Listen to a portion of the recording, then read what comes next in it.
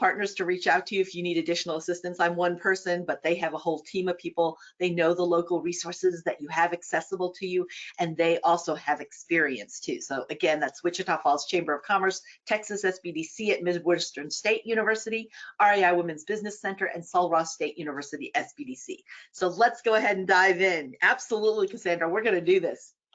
This is who I am. I am your presenter. I come with a small business background, really, really strong. I did corporate America for about 15 years, and then I went into small business, and I've been actively involved in digital marketing for a little over 20 years and international e-commerce for about 14 years. So I work remotely with teams, and I have to deal with customers and make sure the information that we present to customers fits all walks of life. So we're going to talk about how your small business can become more accessible, especially digitally, because we know 74% of us go here when we want to know, go, do, or buy. I was shouting out, of course, the fact that I am an Air Force brat, and I love it because I grew up on bases all over the world, and I'm here to help you. So feel free to use that question box to ask questions. All right. As we go in, I'm going to start with a video. This is always dangerous because this is when half of you will lose audio. Remember what I said about changing audio if you need to? You would just call in and then you'll still be able to get to see the video, and I'll be back right on after the video. All right, so let's listen to Coda actually. Here we go. I'm what's called a coda. My parents were both born deaf. I was not. When people in the hearing world learn that about me, they always want to know more.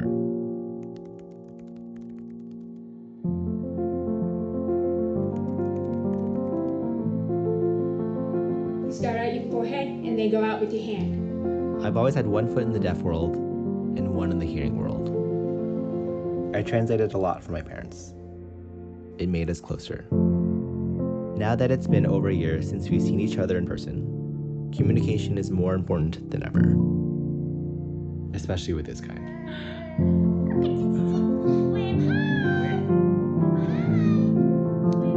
Who is that, Owen?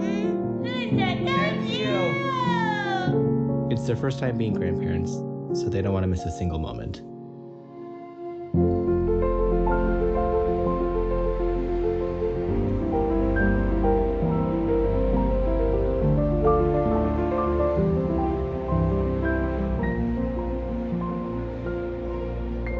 And I don't either. We can't wait for you to meet him.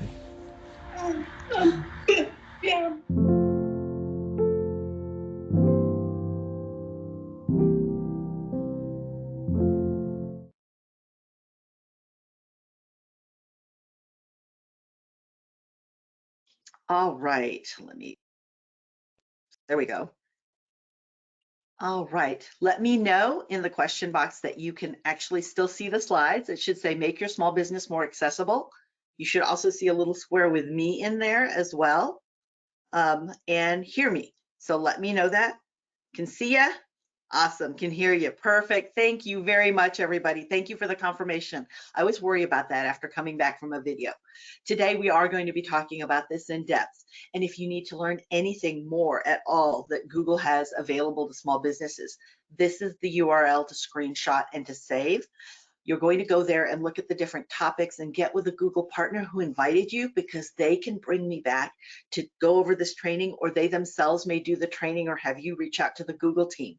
So if you'll use the hashtag Grow with Google, not only will your contacts know you're leveling up your skills, it lets the Google team know that this matters to you.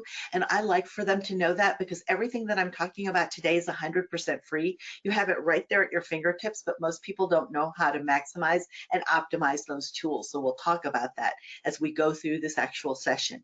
If you want to find me on social, I'd love for you to do that, because I love to hear what changes you've applied that you learned from our time together. And you can find me on Twitter. That's my Twitter handle right up there at the very top, or the very front, and then right here, right next to it, to the right of it, is my Instagram handle. Feel free to tag me, use the hashtag Grow with Google, and I'm happy to repost you in my stories, retweet you, whatever, to give you more visibility. I can't see the slide. I can see the slide, but not you. Should be there. You might need to minimize your browser window and come back, because I could be there as a little box hanging out kind of of covered by it. Sometimes that happens when we come back from video. So hopefully that'll fix. But I'm glad you can see the slides because it's most important that you can see that, okay? So as we talk about accessibility, what does that mean? Well, what is it? That's what we'll talk about today. What are some design best practices that you can do on your actual content? So in your actual website that will help, as well as your email. Physical accessibility, we will touch on that, but also we'll talk about how you can execute and implement all these things to be as inclusive as possible. All right, so today, what is accessibility? This is really making sure that people can perceive, they can understand, they can navigate, they can interact. That's part of the reason why I spent so much time at the very beginning talking about the actual question box, because that's important for me to be able to hear you there. But I also was sharing about the fact that we have cart captioning happening because we have somebody in real time who's capturing everything that I'm doing here today to make it as great a learning experience for everyone. So there are a lot of trying to say that too fast, assistive techniques that can help you. And I'm going to cover some of those today that you may not be aware of. I thought I knew this, especially with somebody who navigates and actually coaches and manages over 100 plus Shopify stores. I thought I knew this, but boy, this blew me away. So I'm hoping that you'll learn quite a bit too. You'll see that over 15% of the population, okay, so 1 out of 4 adults actually have some sort of accessibility issue that impacts their ability to, again, remember, perceive, understand, navigate, and interact. So knowing this, even as a business, that's 6 trillion in spending power. And are you doing everything to be as inclusive as possible so people can consume and perceive, understand, interact, and buy from you or donate to you or do business with you? And whatever you see as a success action that somebody online would actually do with you, that you actually put and create an environment that helps with that is most important.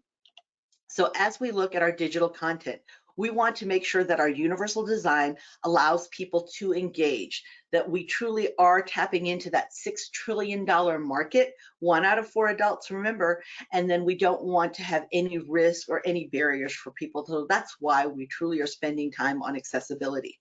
So when I talk about universal design, we're going to take a deep dive into that in just a moment, but I wanted to see if anybody has any questions up front. Just let me know in the question box. And if you are commenting in the question box, you will get a copy of today's recording 24 hours from now. So this time tomorrow, but only those who've commented in the question box will get that.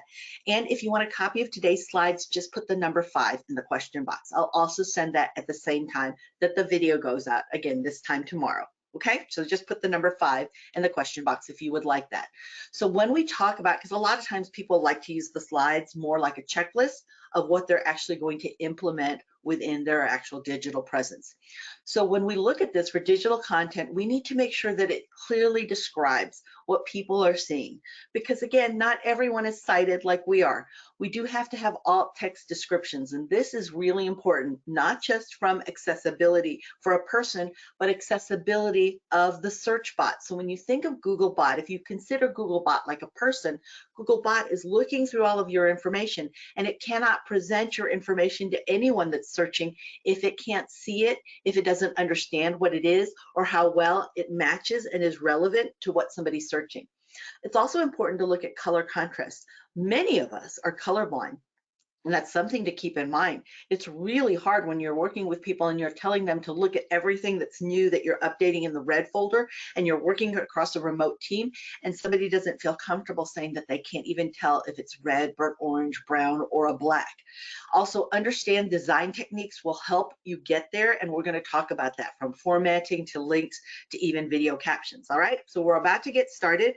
Absolutely. For those of you who want a copy of the slides, the number 5 is what you need to put there. And again, it'll be 24 hours from now, you'll get a copy, okay? So the first activity I want you to do is, using that question box, describe to me the image that you have in front of you, all right? So let me know in the question box, and I'm going to wait for people to respond because this really is an important part of our exercise, and I need to know what this description is. So please share with me.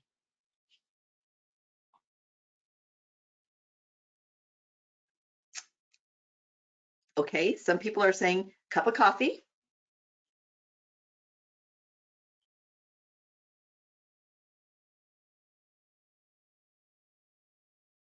I've got a teacup on a saucer, excuse me, with a spoon, a cup of coffee on a plate with a spoon, a cup of coffee with a spoon. Thank you, everybody, for playing along. I'll wait a few more minutes. Life-giving liquid. You know what? It's always my life-giving liquid for me. I am caffeinated all the time, Casey. A single cup of coffee sitting on a saucer with a spoon off to the side. Morning life energy, Danny. You and Casey and I, we can go to the cafe afterwards, okay? Right? And even it's life-giving energy. It doesn't matter what time of day for me, Danny. But any other descriptions before we go off of this? All right. The reason I spent time sharing this with you and I wanted to hear your description is this, because many of us are trained to say that coffee on a white saucer with a spoon to the side. Some of us go a step further and say on a blue background, but most of us do not put context to what we are describing because we assume, because we're sighted, that somebody else sees the context that we see. You see, is this a coffee on a table or is it on a billboard or poster board? Is it on a digital screen or is it a picture on a placemat? What is this? That context is where there is disconnect with people when they're trying to understand. They only get that immediate text description and not the context. So if you take a step back and realize that even though content often is called king and context is queen, it's really the other way around. If we don't have context, we're dropped right in the middle of something that we have no idea what it is, where it came from, or what it means, which really is hard then to consume content when our mind is racing to try to figure out the context of it first. So when we are thinking about accessibility, we do have to slow down and shift our thinking of what is it that somebody will experience and needs to know that maybe our eyes are giving us that their eyes may not give them. So as we look at this, think about how we describe things, because if you have a screen reader, you may be using alt text, which alt text is only 100 characters. Understand that a character is a letter, a punctuation mark, and a space. So those are what's called character, and you only have 100. So how descriptive can you get in context? So a lot of times we have to use captions and descriptions, not just for SEO, because yes, the search bot, the search engine needs to see us, but more importantly, if somebody has their screen reader reading to them what it is, this drops them into the context that they have a shared context now with everybody who's cited, just not the only description of the actual item that they only see this much when we actually our eyes taken a little bit more. So this also helps sighted people to find things. Like I told you, the search engine, it also helps too. But here all meals are served with coffee. So if I'm doing a actual menu, I would explain that all meals are served with coffee. Doesn't matter, 24 hours a day, we provide all meals with coffee, black coffee, cream. You know, I would go into great detail about that. So this is what we're serving on a menu, but it could be that this is an ad, right? This is an ad. So I'm showing you, this is an ad showing you that coffee is something that people go to first as a first drink. So I'm giving more context to it. Does that make sense? Because a lot of times that's where we miss the boat. So understand that you only have 100 characters for the alt text. You have much longer for the caption. And that is really where we put the meat and potatoes of what I was just talking about. So for complex data, you might need to be able to show actually a spreadsheet. If you think of a screen reader reading everything off to you, it can be highly distracting if you've got other things there. For example, it could say, if I'm a screen reader saying here, let's say image, I'm sorry, it's covered by, I'm not seeing it because it's covered by my camera stand. So an image reader may say, blue font, image descriptions for charts and graphs, space, bullet point, alt text, colon, write a short in blue font, short description, image summary, space, bullet point. So understand that that's what's being read and how distracting it can be if we're not providing some good context to that helps make that connection for everyone. We also need to look at color contrast here. because when we have low contrast, even if somebody's sighted and they have some color blindness to them, this can make it really difficult to read. Look at the difference between a high contrast and a low contrast. I see this a lot of time in emails where people will say, I highlighted this in yellow. Well, if I don't have the ability to see the color, then I don't know what's in yellow. But when you bold it or underline it, it doesn't matter if I have the ability to perceive color or not. I can see this is a stronger font. I can see this is underlined underneath it. Does that make sense to everybody? So when we're looking at color design and high contrast, we're looking for that saturation and brightness, thickness. Remember what I talked about the font size? We're looking for even dashed lines, maybe a different pattern, and texture. Again, we cannot make that assumption though, because they don't have the same kind of information. Not everyone has, I should say, has the same information that we have available to us that we're taking in with all of our senses. And this is really important. And I bring this up because, you know, my father is military. I told you I'm an Air Force brat. He is 85 years old. Thank God I still have him with me. I have both my parents. I'm very, very blessed. But here's the thing. Is dad, because of his military career, has now lost his hearing. He can hear with the help of a hearing aid, but it's not the same, and it's definitely not clear. So the first time that I took him on an airplane ride after he started losing his hearing, we let them know this. But understand, you can only choose between you need an interpreter or somebody who can sign language, or you can hear. Those are the two stark contrasts, one side of the spectrum and the other. And so we let them know that he may need an interpreter, but he doesn't sign. He absolutely understands, but you need to say it very crisp and very clearly. The person that came out to talk to him started signing and then shouting at him. He didn't need shouting because that just provides an echo in the hearing aid. And I realized, oh my gosh, what is the struggle that people are going through? And then recently, my poor husband had 2 knee surgeries. I took him through the airport for the first time in a wheelchair. Oh my goodness. Accessibility, even physical accessibility, is crazy. You have to go from one end of the airport to the other to just get to an elevator that fits a wheelchair. Then you go all the way back to get to the gate.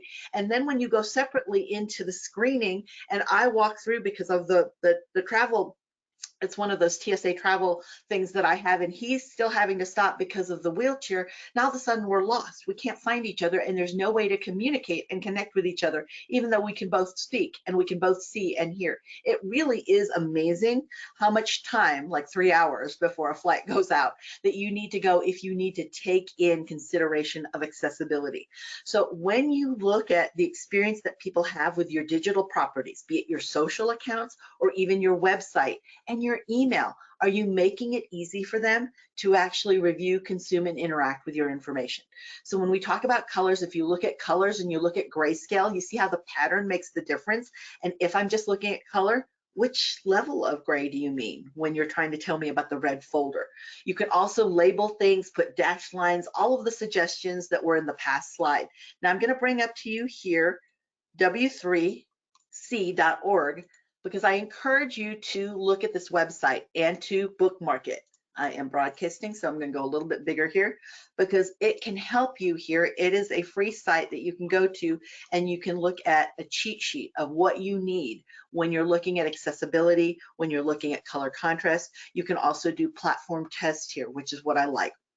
I actually shared this with our whole website design team because I explained to them, build everything for accessibility. And this is how you can do that just from the color contrasting and the information that's consumed there and the alt text and description. So it's important for us to do that too. Again, it's wc3.org, O-R-G. Imagine that too when you're formatting your headers. All of this, when somebody has assisted technology, reading through things for them will help if you designate this is header 1, header 2. We may see that visually because we see a size difference in the font, but not everybody's going to see that. So do we clearly design what that is and designate what that is? So when somebody has a screen reader reading it out to them so they can actually understand what's being said and the order and the importance that it's being said, do we do that? When we look at text links, this is also important. I see a lot of people do this so wildly. First, a lot of people just put that HTTPS in there. You know, when somebody asks, hey, can you send me the link to this? They just copy and paste the URL, the website address, and send it in an email, a Slack message, a text. Well, when you're looking at a screen reader or listening to a screen reader, what you're hearing is https://. You're hearing all this. You're not hearing even what it is yet. You don't even get to that till you get past the gibberish of the URL. Think about that for a minute as I was showing you even this. Going back here, if this was being read out to you, let's go to the 3 cheat sheet. I mean, it would go through w3.org 2009 / sorry, missed that, / cheat sheet /. It's just a whole lot more that you have to keep up with. And even if I looked at, let's say, accessibility, I mean, just look at how that would be difficult if I had to say cheat sheet / pound WC. I mean, there's just so much where you can make it a whole lot easier by doing this. Not just dropping a link. I see a lot of people have gotten savvy within the last year, and that when they put a link there that they say this link, so somebody can just hover and click. Easy enough. But explain what this is. That link is visit the Grow with Google homepage. Give some context to what it is they need to click on and why that information should matter. Okay? Now with videos, it's the same thing. When you create captions and transcripts, you can use the automatic captioning. YouTube has that available as well. Use the automatic transcripts or create your own and upload those, or have a vendor create it for you. So you have 4 different options to do that. But really understand what's being captured, especially if somebody's listening to you. What you can do is use a free tool within Google. So if you have a free personal Gmail account or a free Google account, then you have access to this tool. Let me show you what this looks like in Gmail. If you're in a free personal Google account, you wouldn't see this because you'd have your own email address, but you would see this screen in front of you. Let me make that bigger. And you're looking for the app keypad right here. You're going to go to the app keypad. And what you'll do when you're in the app keypad, you're looking for Google Docs. This works just like Word. All right, so you'll be dropped into the template gallery. Let's just say we're going to do a blank doc. So I'm going to click here, bring a blank doc in. And what I'm going to do next, I'm going to need to make this smaller because my camera stand is in the way here, so I can't navigate. But I'm going to go to Tools. I'm going to say Voice Typing.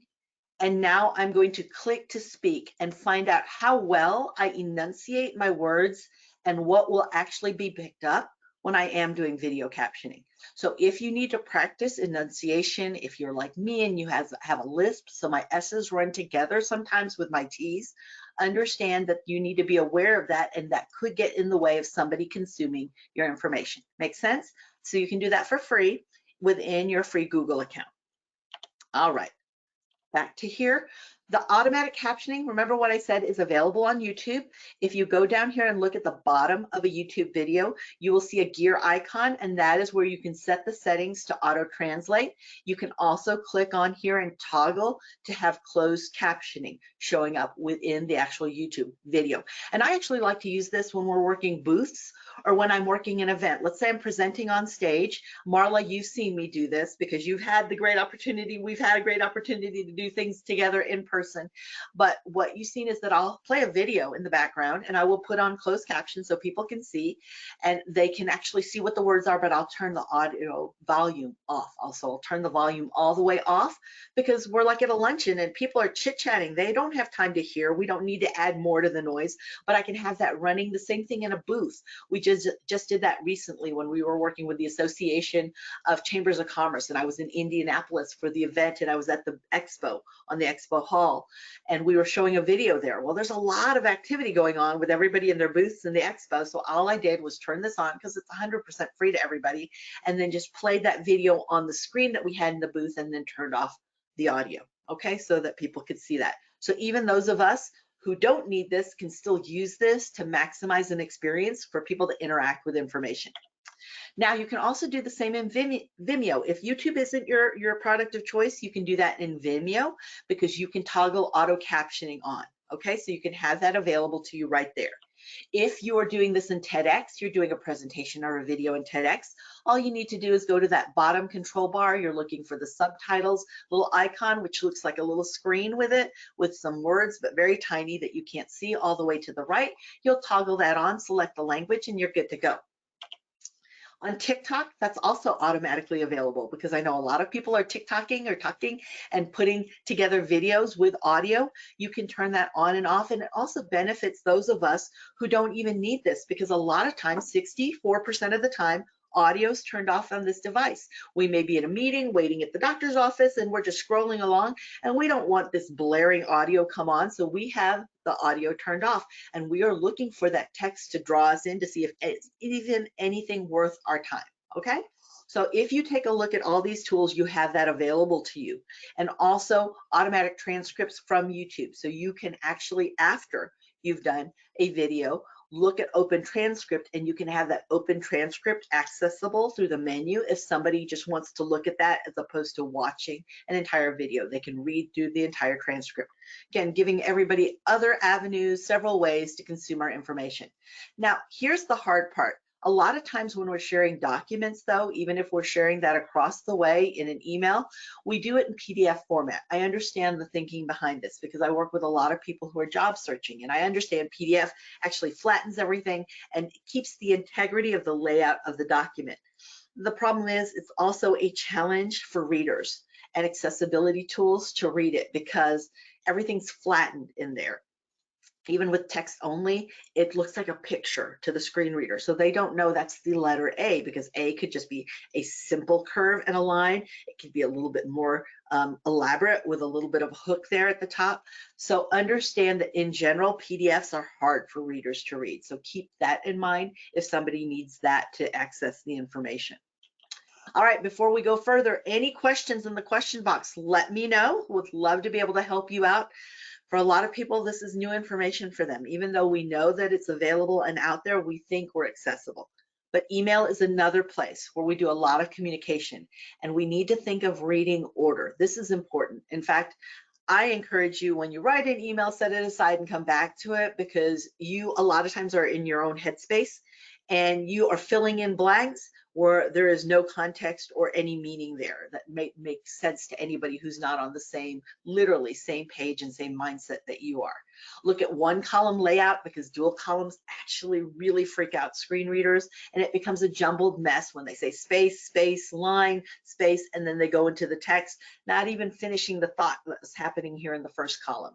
Make sure that you hyperlink. If you do that, then it's very, very clear what are they hyperlinking to. So I showed you that a moment ago. And emojis, while I love emojis and I realize they make things stand out in an inbox, it can also be very confusing to somebody who has a document reader reading through all of their email, and now that's how they're consuming the information, okay? What would you recommend we use instead of PDFs to administer photography workshop curriculum? Oh, I would highly encourage you to use something. Let me show you. And this was not planned, so this is not staged. Okay, let me show you here. What you can do is you can go in here and you can use. So I'm going to go back into Gmail, or if you have a free Google account, either way, you're going to go to the app keypad. You're going to use Google Slides. All right, slides are 100% free. Again, anything with any of your free Google tools is free, but you can utilize this to showcase.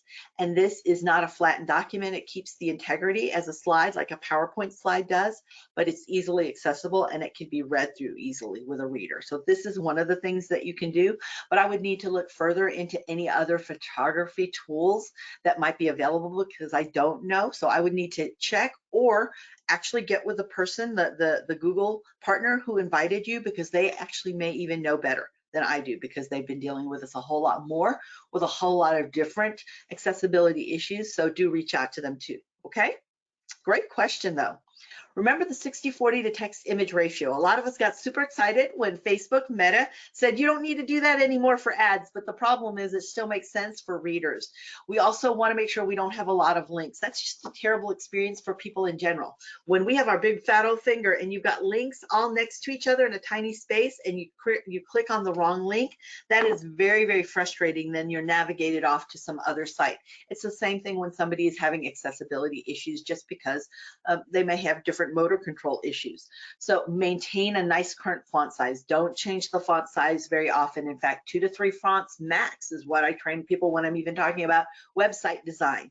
And that good contrast helps make sure that people see different sections. You'll see that when people are developing funnels on e-commerce sites. You'll see different sections all of a sudden start graying out or coming in brighter, because there are visual cues that are showing them that this is a different section. They'll even change the pattern there to help people as they're reading along, and screen readers to help organize the information when they're reading that out.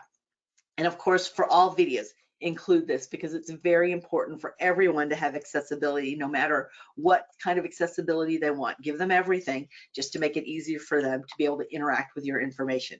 All right. I hope that answered your question, Ashley, but if you've got other questions, let me know, but do get with a Google partner who invited you. This is really important too. If you've never done this and navigated anywhere with a wheelchair or in a scooter, then make that and put that at the top of your to-do list. In fact, I'm asking you to make a to-do list. I will ask you at the end, what's the top 2 things at your to-do list? Because I know that knowledge is not powerful. That's a myth. Knowledge is not powerful until it is applied. And applying what you learned today, while this may be interesting information, will do nothing until you apply it. All it will be is filed away as great digital information or entertainment. But apply it, and it could be that the first thing you're going to do is drive through your place with a scooter or use a wheelchair, because they do not turn on a dime. Backing up is not easy. So my son had a broken leg. I drive a Suburban. Yes, I'm a very West Texas gal. And I drive a Suburban. My son had a broken leg. We were getting him out of the hospital because, of course, it wasn't a planned broken leg. We were in the emergency room, and there was not only was there no ramp off the curb, but I have a Suburban. And even though it has a stair step to it, so it does have runners, how am I going to get a 170-pound teenage boy from a wheelchair into a Suburban all by myself? Because that's what I had to do. So I was looking around. In fact, my husband ran over. He was at work and he said, "Oh, come on, I'll be right there," because he was running late. He was planning to be there anyway. And he went to go get a piece of plywood board from Home Depot so we could get my son into the Suburban. So think about that. What other obstacles? Trash cans, maybe a sign that you have. Maybe there's no sign showing you that this elevator is accessible by wheelchair, but this is more person oriented, because there are some elevators that, I mean, you put a wheelchair in there and there's nobody going to be pushing that wheelchair because there's just not enough space in that. Understand the ADA regulations. This is important. Understand about service animals. We're actually seeing that a whole lot more, even out of schools. People are coming out of their schools. I see kiddos coming out at the end of the day when we pick up kiddos, and service animals are coming out with the kiddos. And then if you do provide support, make sure that people know that, and it's easy to find, that it's not something that you keep hidden or that they need to really search for. In order to be inclusive, it's important for us to, again, not make those assumptions that they can see everything that we can see, and that we give them context. Speak normally. There's nothing more frustrating than somebody saying, "Hey, I can't move around," which also happened to my husband with his knee surgeries, and that people, because he's sitting in a wheelchair, think it's time to shout at him. He can hear you fine. So no reason to shout at him, or like my father's experience, they're shouting. That just makes a hearing aid echo more. It is not useful to anyone, and it's a little bit demeaning. You know, my father, he is a flight surgeon. So that's how he lost his hearing, is going up to pick people who are losing their legs or having a heart attack, and he's actually fixing them on a plane while all that noise is going, and he's using equipment that's also deprecating the left side of his ear canal. He's doing all of that, and yet people will talk to him because of his hearing aid and say, "Sir, do you understand? I'm going to give you iced tea." He doesn't need that. Speak normally. And then if you aren't sure, ask. Respect the individual. They'll let you know. Remember personal space. Just because somebody's sitting in a wheelchair doesn't mean now you have free for all to go touch their leg, touch them on the head, or pat them on the head because they're at that lower level as far as height wise, or pat them on the stomach. None of that is okay. So we do have to still check in with people who expect personal space to still be honored. All right, and I know I hate to say that, to have to remind everybody, but I've actually seen all of these at play in real time as a person without even expecting that or even looking for that.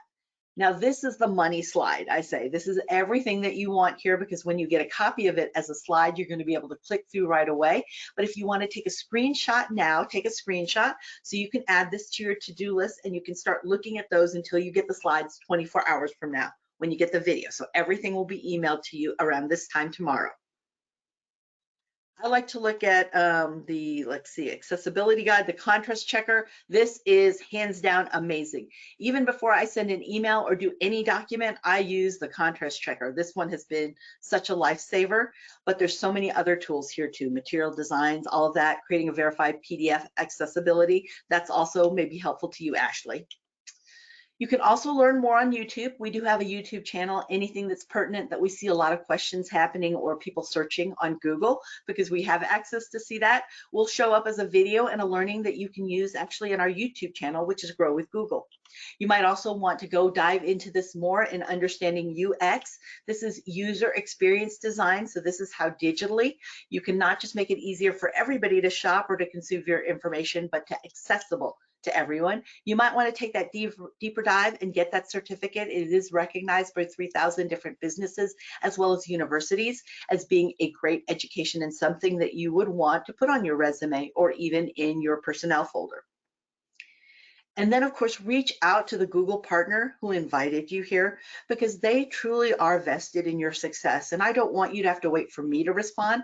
They do have access to the Google team. That's part of why we made sure that they were and had the team to help you and help their community, because they can reach out to the Google team too and ask questions for you and find out information for you. So again, this is who that is, the Wichita Falls Chamber of Commerce, Texas SBDC at Midwestern State University, try to say that too fast, REI Women's Business Center, and Sul Ross State University SBDC. But now I'm going to go ahead and go to questions. Before I do that, I am going to stop the recording. Remember what I said, questions and